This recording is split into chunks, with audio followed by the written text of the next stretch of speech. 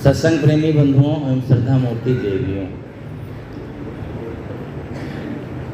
मैं देख रहा हूँ हमारे सामने श्रोतागण 35, 40, 50 से ऊपर ही हैं।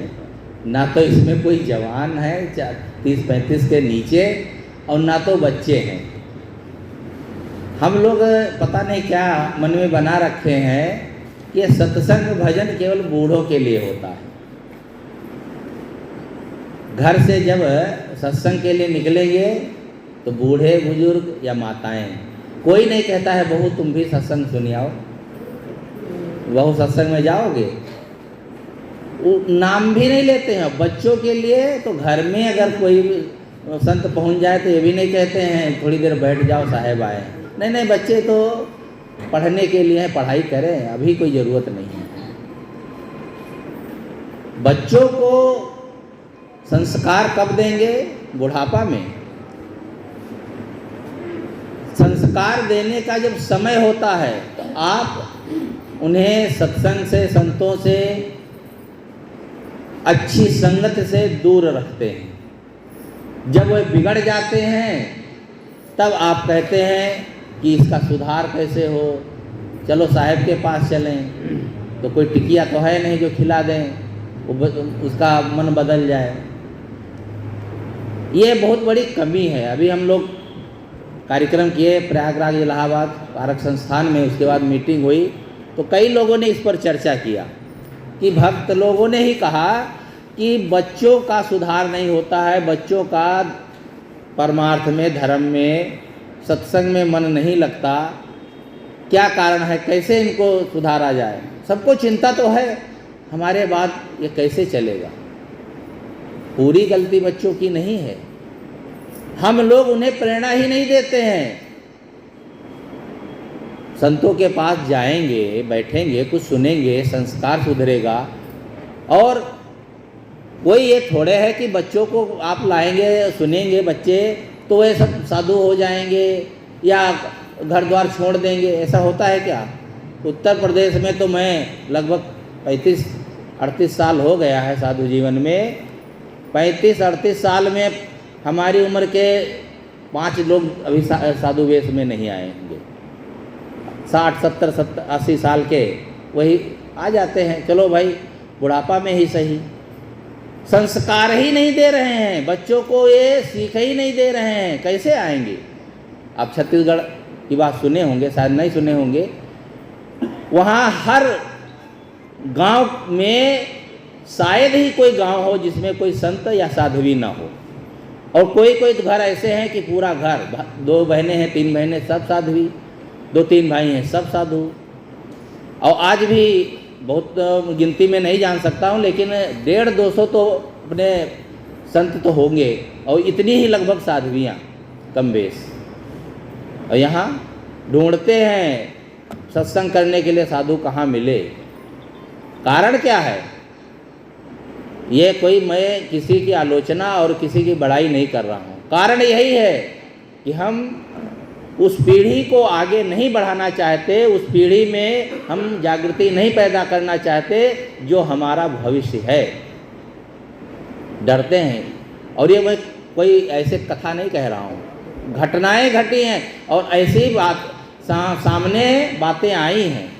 अब लगभग 15-20 साल हुए होंगे। एक संत ने बताया कि वह संत जो थे कभी कभी अपने बहन के यहाँ, ऐसे भक्तिन थी वो, तो उसके यहाँ चले जाते थे। और उनका जो भांजा था वही 7-8 साल का रहा होगा। तो वो जब पहुँचे तो वो बड़ा प्रेम करे। एक तो साहब उनके रिश्तेदार ही थे, मामा लगते थे। और दूसरी बात, संत तो कहे मामा साहब आए, मामा साहब आए, और बड़ा प्रेम करे, उनका ख्याल रखे। बैठे साहब, मामा साहब कथा सुनाओ, कहानी सुनाओ, बड़ा लाड़ प्यार, और उसको बढ़िया बढ़िया बातें बताएं। अरे कहीं साल 6 महीने में जाते थे। और इसका जो पिता था वो घबरा गया, ये बच्चा तो मामा साहब करके चारों तरफ उनके घूमता है, ऐसा ना हो इसका कहीं मन बदल गया तो। एक ही लड़का है। बस उनको सनक सवार हो गई, उनके मन में भय हो गया कि इसको दूर रखना चाहिए। तो जब कभी वो जाए बस दूर रखने का उपाय सोचे। अरे भैया जब सब्जी ले आओ बाजार से मामा साहब के लिए, सब्जी लेके आए, अरे फल तो लाए नहीं, ये कर लाओ वो कर लाओ, वहाँ चले जाओ। मतलब 1 मिनट बैठने ना पाए, कुछ सुनने ना पाए, ऐसे ही दूर कर दे। वो 1 दिन रहें 2 दिन चले जाएं। और जब वो कुसंग में बैठने लगा, यहाँ वहाँ घूमने लगा, गलत संगत में बैठने लगा, तो ध्यान नहीं दिया। कहे बच्चा है, घूमता टहलता होगा। और वो इतना बिगड़ गया कि सारे दुर्गुण, जुआ खेलना, नशा करना सब सीख लिया। और इतना उसका घर पर उसने इतना गड़बड़ किया कि चोरी तक करना सीख लिया। अब घर से शुरुआत किया तो बाहर भी वो करने लगा जब पैसे की ज़रूरत होगी। जब गलत करते करते हद पार कर दिया तो क्या होता, तब तो उसको अपराधी माना ही जाएगा। पुलिस पकड़ी, जेल में गया, 5-6 महीने में छुड़ा के लाए और पिताजी रोए सिर पर हाथ धर के। साहब पहुंच गए हुए, उन्हीं के मामा, कहा साहब लल्लू को समझा दो, ये तो बहुत बिगड़ गया है। तो साहब कहे हाँ, जब तक ये इंसान था तो बैठने नहीं दिए, जानता था भगाए भगाए घूमे थे, अब ये शैतान बन गया है। मैं कल से आया हूँ, मेरे पास फटका है भला, कैसे सुधरेगा। ये कहानी घर घर की है। आप लोग तो सोचते हैं भक्ति हम लोग कर लेंगे, हमारा बेड़ा पार है भविष्य में। हाँ, बच्चों के लिए ख्याल रखते हैं, ऐसा नहीं ख्याल रखते हैं। बच्चे पढ़ेंगे तो नौकरी करें, बड़ा मकान बना ले बच्चे, फैक्ट्री बच्चों की जरूर लग जाए, ना सरकारी नौकरी मिले तो प्राइवेट लग जाए। बड़ा प्लाट जरूर बच्चों को खरीद देंगे, चाहे अपना एक टाइम भोजन ना करें। बड़ा ख्याल केवल उनकी भौतिक उन्नति के लिए है, आध्यात्मिक और सांसारिक संस्कारों के लिए कोई चिंता नहीं है। हाँ तो ठीक है, जो जैसी आपकी मर्जी है वैसा हो जाएगा। बढ़िया प्लाट खरीदेंगे, फैक्ट्री लग जाएगी, बड़ा सेट हो जाएगा, फिर आपको अंगूठा दिखा देगा, कहेगा नहीं यहाँ घर में जगह नहीं है, बापू को जो है अनाथा वृद्धाश्रम में भेज दो, वहाँ बढ़िया व्यवस्था है, 10 लाख रुपए दे देंगे डोनेशन, जाओ वृद्धाश्रम में बैठो। संस्कार तो दिए नहीं हैं आप, केवल जो आपने सिखाया है, समझाया है वही तो बच्चे करेंगे बस। आप चाहते तो नहीं हैं, लेकिन वो काम करते नहीं हैं जिससे बच्चे या आपके बाद में जो पीढ़ी है वह आपकी सेवा करे, आपका ख्याल रखे, आप पर श्रद्धा करे। वो सब भूलते जा रहे हैं। अब को हम जानते नहीं हैं, मैं बता रहा हूँ तो क्या आप भी जानते, इसके पहले कुछ जानते नहीं हैं। सब जानते हैं, समझते हैं, लेकिन केवल हमारी मानसिकता भौतिकता में ही लगी हुई है। उन्नति उसी को समझ लिए हैं, घर बहुत बड़ा बन जाए, दुकान हो जाए, कई प्लाट हो जाएं, ये हो जाए वो हो जाए, बस उसी में ही दिमाग लगा है। बच्चा अच्छा हो, सेवा भावी हो, माता पिता की सेवा करे, इस पर कोई चिंता ही नहीं है। तो बुढ़ापा में यही होगा। बुढ़ापा में को सुखद बनाने का काम हमें ही करना पड़ेगा। बच्चों को टोकने से, डांटने से काम बनेगा नहीं। कितने बूढ़े हैं, सोचते हैं धमकाएंगे, डांटेंगे, फटकारेंगे तो बच्चे बहुत ठीक तरह से काम करेंगे। ये बात भूल जाइए। बच्चों को अगर अच्छे संस्कार दोगे तो आपको कहना भी नहीं पड़ेगा। यही बात घूम करके माताओं के लिए भी है। यदि बेटियों को संस्कार अच्छे दें तो अच्छी बहू बनेगी। बहू कौन बनती है? आकाश से आती हैं बहुएं? बेटी ही तो बहू बनती है। आपकी बेटी दूसरे घर में बहू बन गई, दूसरे घर की बेटी आपके घर में बहू बन गई। आपके घर में जो बेटी है उसको बहू बन करके कैसे कर्तव्य का पालन करना चाहिए, कैसे शास्त्र के प्रति व्यवहार करना चाहिए, आपने बेटी को नहीं सिखाया। बहू जब आती है तब आपके मन में होता है ये मेरी सेवा करे, अपनी मम्मी से भी ज़्यादा मुझे माने, ये मन में है, सेवा की भावना तो है। लेकिन आप अपने बेटी को सिखाए हैं वैसे? जैसा आप सिखाएंगे वैसा ही सीख करके दूसरा व्यक्ति आपके यहाँ पास आएगा, वैसा ही आचरण करेगा। लौट करके सब कुछ यहीं पर होता है, ये कहीं अलग से होने वाला नहीं है, कहीं दूसरी जगह कोई कॉलेज खुला नहीं है।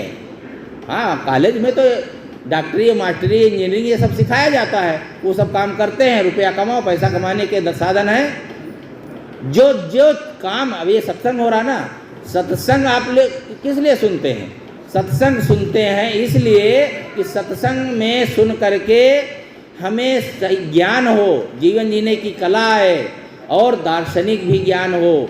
ये ज्ञान ले करके अपने गले में ही रखेंगे कि ये ज्ञान को अपने परिवार में, अपने स्वजनों के पास भी, उनके जीवन में भी उतारेंगे। नहीं उतारेंगे तो बस ऐसे रह जाएगा जीवन। इसलिए मैं तो शुरू में इसलिए कि आप लोगों को देख करके लगा कि देखो, क्या ये परिवार के बच्चे नहीं होंगे, बहुएं नहीं होंगी, किसी को ज़रूरत ही नहीं समझते हैं। चलो ठीक है, जब नहीं है तो उनकी बातें करना बंद। अब हम दूसरी बात करते हैं आप लोगों की। आप लोग इतनी उम्र हो गई ना, अब क्या लगता है कितने साल और जिएंगे? क्या आपकी भक्ति निरंतर चल रही है? आप भक्ति में आगे बढ़ रहे हैं? कहेंगे बिल्कुल, सत्संग करते हैं, भक्ति करते हैं, क्यों नहीं कर रहे हैं? लेकिन ये भक्ति यदि निरंतर चल रही है तब तो ठीक, और यदि इसमें ढिलाई है तो समझ लो जीवन में बहुत बड़ी हानि होने वाली है। हम जीवन का अंतिम समय आ जाता है फिर भी सावधान नहीं होते। कबीर साहब ने एक भजन में कहा है, उनका शब्द है बहुत छोटा सा, कि भंवर उड़े बग बैठे आई, रैन गई दिवसों चली जाई। जैसे भंवरे काले होते हैं ना, उड़ जाते हैं, भंवरे काले होते हैं और बगुले सफ़ेद होते हैं। तो भंवरे उड़े मतलब काले बाल चले गए और बाल सफ़ेद हो गए, जवानी चली गई, बुढ़ापा आ गया। ये सब पर आने वाला है। जितने लोग यहाँ दिखाई दे रहे हैं उनका नंबर धीरे धीरे आने वाला। लेकिन बहुत चालाक हैं हम लोग, हम बुढ़ापा को देखना भी नहीं चाहते हैं, क्योंकि वैज्ञानिक साधन बहुत है ना बाल काले करने का। अब बाल काले ऊपर से करेंगे कि अंदर से करेंगे? बाल अंदर से सफ़ेद नहीं होंगे। चलो ऐसा कोई वैज्ञानिक साधन आ जाए अंदर से ही काले हो जाएं, तो क्या आप बूढ़े नहीं होंगे? क्या कर लेंगे? कितनी मेहनत कर रहे हैं जवान होने के लिए, अमर होने के लिए। स्वस्थ रहना तो ठीक है, बड़ी मेहनत है। कितने तो बड़े बड़े सुना है, हमने तो कभी देखा नहीं और ना तो केवल सुना है कि जब उनके मुंह पर झिर्रियाँ हो जाती हैं तो उसके लिए ऑपरेशन करा करके सुंदर बनते हैं। और ये तो ब्यूटी पार्लर वाले तो माताएं तो ज़्यादा जानती हैं। क्या क्या हम बनना चाहते हैं? अरे ऊपर का रजनोगन, ऊपर का सुधार कोई जीवन का सुधार है? ये शरीर को कब तक संवारते रहेंगे? शरीर संवारते संवारते जिंदगी बीत गई और आज तक हम अपने आप को नहीं संवार पाए, अपनी जिंदगी नहीं संवार पाए, केवल शरीर ही संवारते रह गए। और यही कारण है कि जीवन में हमें सुख शांति नहीं मिली। हम चाहते, अभी बीच में मैंने कहा ना, हम चाहते हैं बहू मेरी सेवा करे, बेटा मेरी सेवा करे। बेटा बहू को उस योग्य बनाओ, और योग्य बनाओ नहीं, आप वैसा आचरण करो कि बेटा बिना कहे आपकी बात माने। आपके बगैर बेटे को अच्छा ही ना लगे भोजन, कि पिताजी नहीं है आज भोजन अच्छा नहीं लग रहा, इतनी उसको श्रद्धा हो जाए, इतना प्रेम हो जाए। बहू जब नैहर जाए तो बार बार कहे मम्मी अब हमको अपने घर जाना है, वहाँ हमारी सास हमारी मम्मी बहुत परेशान होंगी, कैसे भोजन बनाती होंगी। उसको ये कहे, नहीं नहीं ऐसा कहाँ है, ऐसा शायद कोई कहने वाला हो। कहा मम्मी अब हम और 10 दिन और रहेंगे, बहुत थक जाते हैं, वहाँ जाते हैं परेशान। बहू मम्मी हमारी जो सास है ये करो वो करो, अब मैं 10-15 दिन बाद ही जाऊँगी। बात तो ये हो गई उल्टी। श्रद्धा बनाई नहीं जाती है, अंदर से हो ही जाती है अपने आचरण के द्वारा, अपने व्यवहार से। एक उदाहरण माताओं के लिए बता दूं। एक घर में एक बहू आई, 1 महीना हुआ था। बहू जब 1 महीना हुआ, और आप लोग जानते नहीं नहीं बहू आती तो बड़ी सावधानी से काम करती है, कोई गलती ना हो जाए, कोई टोक ना दे, ध्यान रखती है। ज़्यादा दिन हो जाते हैं तब उसको भय कम हो जाता है। अब 1 महीना हुआ था तो बड़ी सावधानी से, लेकिन कितनी भी सावधानी करे कहीं गलती हो जाती, गलती ना हो धोखा हो जाता है। एक दिन उसके घर में दूध दही ज़्यादा होता था तो उसने एक दिन मक्खन को गर्म किया, 10-12 किलो मक्खन। तो उस घी जब तैयार हो गया तो खौलता हुआ घी लेकर चली बर्तन में, और संयोग से उसके हाथ से फिसल गया, आंगन में पलट गया।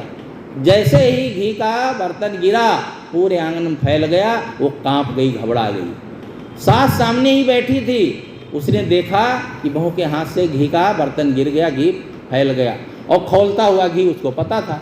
बस दौड़ी वहाँ से, दौड़ी तो उसकी सांसें रुक गई कि आज मेरी सामत आ गई है।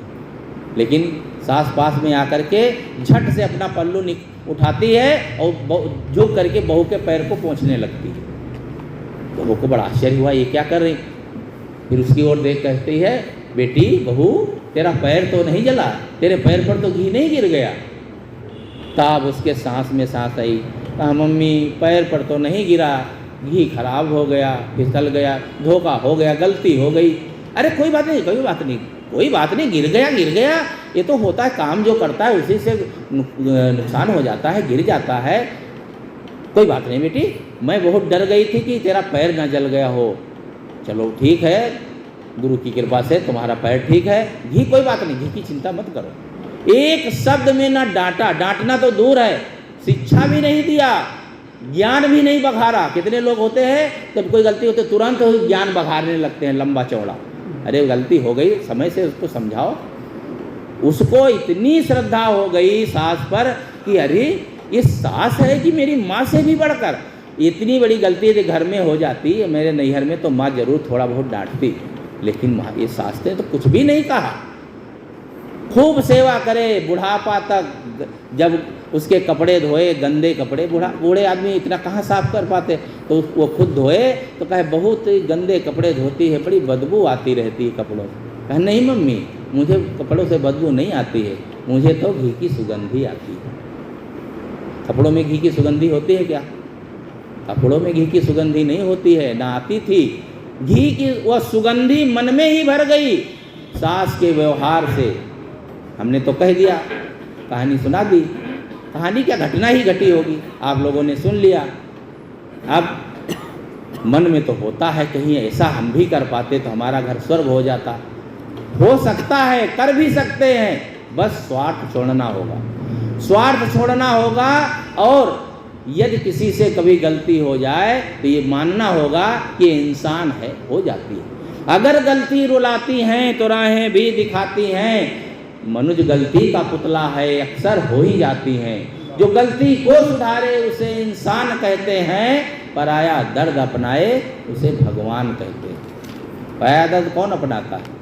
आप लोग कहेंगे कबीर पंथी तो सीधे भगवान को मानते ही नहीं है, तो एक कौन से भगवान की बात कर रहे हैं? भगवान होता है इंसान, भगवान कैसे होगा?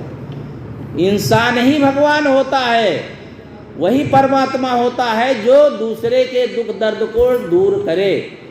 देखो कोई किसी की सहायता करता है तो कहते ये तो भाई बड़ा देवता है, ये बड़ा सीधा देवता है। तो देवता क्या, वो शिव और कृष्ण और जिन जो देवता माने गए हैं, ब्रह्मा विष्णु महेश, वो देवता की बात नहीं है। देवता का मतलब है अच्छा आदमी, जो आज की भाषा में, और वो जो वेदों के हिसाब से कहें या उपनिषदों के हिसाब से कहें, पुराणों के हिसाब से कहें, तो वहाँ दूसरी बातें बताई गई हैं। लेकिन आजकल देवता उसे कहते हैं जो अच्छा आदमी है। वही परमात्मा, वही ईश्वर हो सकता है जो दूसरे के दुख दर्द को जान ले। और यह हम अपने घर से शुरू करें, अपने परिवार से शुरू करें। तो मैं कह रहा था कि जीवन में हमें जीते जीते बुढ़ापा अब आ गया, अंतिम समय आ गया है, अब चेत जाना चाहिए। आज नहीं चेते तो कब चेतेंगे? कितने लोग हैं भजन भक्ति के लिए बुढ़ापा की बात तो लोग कहते ही हैं, भजन भक्ति के लिए बुढ़ापा में भी नहीं तैयार होते हैं। दान धर्म पुण्य अच्छे कर्मों के लिए बुढ़ापा में भी वे समय नहीं निकालते हैं, तो कब निकालेंगे? अरे कम से कम ये तो कोई रजिस्ट्रेशन करा के नहीं आया है कि इतने दिन हम जिएंगे। हम लोग केवल कह देते हैं और सब सुन लेते हैं, और जब सांस रुकती है तब लगता है कि हमारा काम अधूरा रह गया। सांस रुके उसके पहले हम अपने काम को पूरा कर लें। किसी ने कहा है आँख खुली तो सपना गया, और आँख मिची तो अपना गया, और सांस रुकी तो दफना गया। आँख खुलती है तो जो सपना देखते हैं वो गायब हो जाता है, और आँख बंद हो गई तो जो कुछ अपना मान रखे हैं, घर द्वार लड़के बच्चे सब से दूरी हो जाती, अपना कुछ माना हुआ चला गया। और जैसे ही सांस रुकती है, यानी आत्मा इससे निकलेगी, तो कोई भी आपको एक दिन रखना नहीं चाहेगा। और ख़ास करके यदि आप 50,000 की बेड पर लेटे होंगे और सांस रुक गई तो झट से उतार के नीचे लेटा देंगे, ये बेड को धोना पड़ेगा या सड़ जाएगी, इसलिए नीचे लेटा दो। कितना स्वार्थ है आदमी को। कब तक आपका साथ है? जब तक आपके सांस है। तो ये बात सांस रहते रहते क्यों नहीं सोचते हैं कि जीवन रहते रहते हम ऐसा क्यों ना जीवन जी लें कि हमको बाद में पछताना ना पड़े। सब कुछ बनाते हैं ना, घर द्वार बनाते हैं, दुकान बनाते हैं, सब कुछ, गाड़ी घोड़ा सब, लेकिन आपकी सांस रुकने पर वह घर में आपको कौन रखने देगा। एक सेठ जी करोड़ों का घर बनाए, बिल्कुल घर तैयार हो गया, रगनोगन हो गया, तैयारी हो गई गृह प्रवेश की। गृह प्रवेश के पर्चे भी छप गए, तारीख भी लग गई कि कल का दिन निश्चित है। जिस दिन निश्चित हुआ उस दिन रात में ही सेठ का शरीर छूट गया। सुबह लोग आए तो कहे सेठ जी ने बहुत मेहनत करके बनाया था, तो ऐसा करते भैया नहीं, शाम को ही जब लोग देखने आए तो कहा सुबह तो होगी अंत्येष्टि, तो ऐसा करते हैं, इतना बड़ा बनाया था, इतने उनकी मन में भावना थी, कितना उल्लास रहा होगा, ऐसा करते हैं एक रात के लिए इस मकान में उनका रख दिया जाए, शरीर ही रख दिया जाए। तो लड़कों ने कहा चाचा क्यों एक घर को जो है अशुद्ध करोगे, कल घर पर गृह प्रवेश किया जाएगा और आज इनको रख देंगे। वो पिताजी नहीं कहा जाता है ना, ये लाश का, ये इनके लाश को रख देंगे अगर पिताजी की तो यह शुद्ध हो जाएगा, फिर धोना पड़ेगा, और ये ठीक नहीं, ये गैरेज है ना, गैरेज में रख दे, फिर पाइप से धो देंगे। देखो स्वार्थ, कौन अपना है, किसको हम मान रखे हैं, क्या हम अपना मान रखे हैं, ये भटकाव है। इसलिए कबीर साहब कहते हैं कि भंवर उड़े बग बैठे आई, रैन गई दिवसों चली जाई। रात बीत गई, चार खानियों में भटकते रहे, मनुष्य जीवन मिला वो भी बीता जा रहा है। ये मनुष्य जीवन को हम संभालें। हल हल कांपे बाला जीव ना जाने का करिए पे, मैं थोड़े में ही इसको पूरा कर देता हूँ। सामान्य बुद्धि वाले ये घबराते हैं, पता नहीं परमात्मा क्या करेगा, भगवान क्या करेगा। जब दुख आता है तब कहते हैं भगवान क्या करेगा, और सुख आता है तो खूब गरगज होकर के खुशी मनाते हैं, तब तो भगवान की याद नहीं करते हैं। इसीलिए कबीर साहब ने कहा सुख दुख में सुमिरन सब करें, सुख में करे न कोई, और जो दुख में सुमिरन करे तो जो सुख में सुमिरन करे तो दुख काहे को हो। जब आदमी के अंदर जीवन में समझने की शक्ति होती है तब वो नहीं समझ पाता है। साहब कहते हैं ये सब घबराते हैं, कोई भगवान, कोई देवता, कोई परमात्मा किसी के जीवन में सुख दुख देता है क्या? क्यों देगा? एक तरफ तो हम कहते हैं अपने कर्मों का फल मिलता है, दूसरी तरफ कहते हैं भगवान हमें दुख दे रहा है।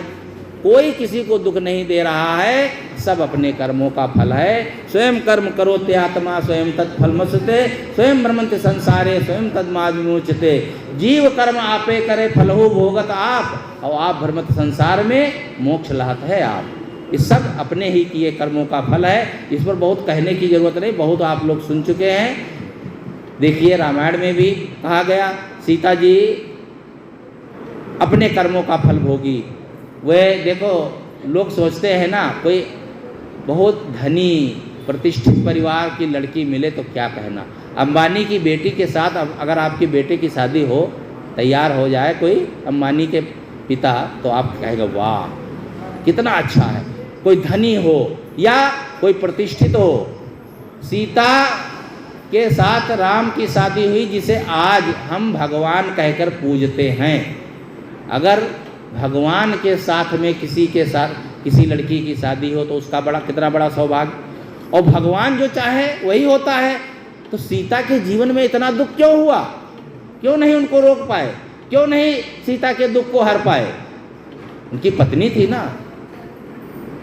कितना दुख उठाए। उनको कहानी कहने की क्या जरूरत? आप लोग रामायण को पढ़े ही हैं। अरे शादी हुई नहीं, परशुराम फरसा लेकर आ गए, वहाँ हलचल मचा दिए, पहुँचे ही नहीं, कुछ दिन हुए नहीं, वनवास हो गया राम का। उनके साथ बेचारी परेशान हुई, जंगल जंगल भटकी, रावण उठा ले गया, वहाँ से दुख उठा करके आई और कुछ दिन रहने भी नहीं पाई। अयोध्यावासियों ने अपवाद किया, उसकी निंदा की, तो उनको निकाल दिया गया राम के द्वारा। पूरा जीवन दुख से भरा। बताओ इससे क्या सिद्ध होता है? इससे सिद्ध होता है कि चाहे कोई भगवान ही क्यों ना हो, उसको भी अपने कर्मों का फल भोगना पड़ेगा। जो सीता रघुनाथ विवाही, पल एक संच न कीन्हा। आदमी कहाँ सोचता है? तो हल हल कांपे बाला जीव, ना जाने का करिए पीव, और कांचे बासन टिके न पानी, उड़ी गए हंस काया कुंडलानी। इस लाइन में साहब एक अंतिम जीवन की अंतिम बात बताते हैं कि जैसे कच्चे घड़े में पानी नहीं रुकता है, वैसे हमारे जीवन में ये आत्मा जब प्रवेश है तब तक जीवन है, और ये कुछ समय में, कुछ क्षण में निकल जाए, पता नहीं किस क्षण निकल जाए। दुनिया की सबसे कमज़ोर कोई चीज़ है तो ये शरीर है। शरीर से कमज़ोर कुछ भी नहीं है। जितनी भी चीज़ें भौतिक बनती हैं वे कुछ दिन रह सकती हैं, कुछ महीने, कुछ घंटे और कुछ वर्षों तक रह सकती हैं, लेकिन कोई भी आदमी, कोई भी वैज्ञानिक, कोई भी डॉक्टर नहीं बता सकता कि आपका शरीर 1 घंटा जीवित रहेगा कि 10 मिनट जीवित रहेगा। डॉक्टर कह भी देते हैं ना, अब ये ज़्यादा समय नहीं जीवित रहेंगे, कुछ समय के लिए। कुछ समय में भी 1 सेकंड का भी भरोसा नहीं है। सांस अंदर बाहर आ रही जा रही, एकदम रुक जाए 1 सेकंड के लिए भरोसा नहीं। तो इतने कमज़ोर शरीर पर कितना गुमान कि हम 80 साल जिएंगे, 90 साल जिएंगे, जीकर 90 साल जीकर करेंगे क्या? थोड़ा ही जीवन हो, यदि हम अपना कल्याण कर लिए, अपने जीवन को संवार लिए, अपने जीवन में सुख शांति का प्रसार कर लिए, तो बस बहुत है। ज़्यादा जीना नहीं, ज़्यादा अच्छा जीना हमारे लिए हितकर होगा। तो हल हल कांपे बाला जीव, ना जाने का करिए पीव, कांचे बासन टिके न पानी, उड़ गए हंस काया कुम्हलानी। काग उड़ावत भुजा पिरानी, कहें कबीर यह कथा सिरानी। अंतिम में साहब कहते हैं, जैसे कोई खेत में बीज न डाले और चिड़ियों को उड़ाने के लिए पहुंच जाए तो लोग कहेंगे पागल है। जब खेत में बीज ही नहीं है और उसमें फसल ही नहीं है तो चिड़ियों को उड़ाने का क्या मतलब है? हम लोग ऐसे कर रहे हैं। हमारे जीवन में हम बहुत बड़े होशियार बनते हैं, ऐसा लगता है बहुत बड़ी कमाई कर रहे हैं। कोई कमाई नहीं हो रही है यदि आत्म शांति जीवन में नहीं है। परेशान कर रहे हैं, परेशान हो रहे हैं। जीवन में सबसे बड़ी आत्म शांति जो है धर्म और परमार्थ से मिलेगी। सुख और शांति 2 शब्द होते हैं। सुख कहते हैं भौतिक उपलब्धियों को। किसी के पास बढ़िया गाड़ी हो गई, बड़ा आनंद आया, बड़ा सुख आया। किसी के पास, किसी को अच्छी नौकरी मिल गई, बड़ा आनंद आया, वो बड़े सुख सुविधा में है। लेकिन कोई ये नहीं कहता है बड़ी शांति में है। शांति का जो संबंध है वो अध्यात्म से है, आत्मा संबंधी ये संबंध है शांति का। और शांति कब मिलती है? जिंदगी में जीवित रहते रहते। लेकिन हम इतने भूले हैं, मरने के बाद खुद से सोचते हैं हम मर जाएंगे तो हमें शांति मिलेगी। लोग जाते नहीं हैं, श्रद्धांजलि में कहते हैं मैं भगवान से प्रार्थना करता हूँ ये अमुक बाबू को, इनकी आत्मा को शांति प्रदान करे। वो चली गई आत्मा।